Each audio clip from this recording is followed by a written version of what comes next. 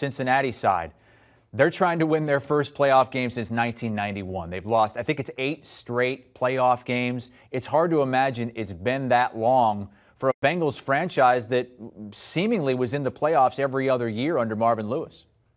Yeah, and I think the Bengals fans right now are saying, Chris, you have to be so precise in the number that they lost in.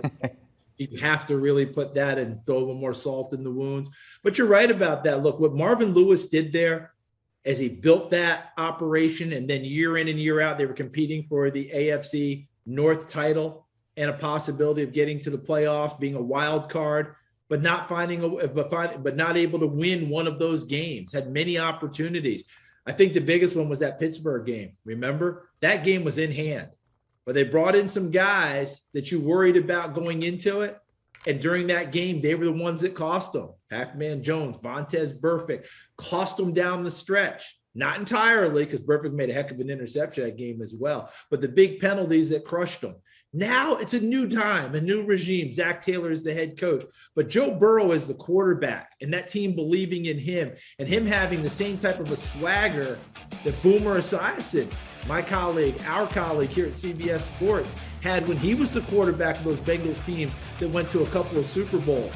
Being able to ride that guy, that quarterback, that captain of your team, and him setting the tone, things could be different right now, because this is a Cincinnati team that finally won 3 in a row for the first time since feels like forever. I believe it was 2015. Beat Kansas City down the stretch. This team has a different feel about it, led by Joe Burrow. This is a great opportunity, though. And let's face it, Chris. Here come the Raiders, who clawed their way in. The Bengals setting a new tone. That's going to be a heck of a game. Bengals won the regular season matchup back in Week 11 by 19, but not the same Raiders team, I don't think, then that we have seen the last several weeks. So that's going to be the first game. That's one of the games I called to the Raiders, by the way. That's one of the many games. One of many. Yeah, one of many. Looking forward to that one to kick off Super Wildcard Weekend. Do you want a sports network that delivers everything that matters about the game? The highlights, the picks, the instant analysis, no yelling, no fake debates, no politics. Hit the subscribe button and never miss a moment.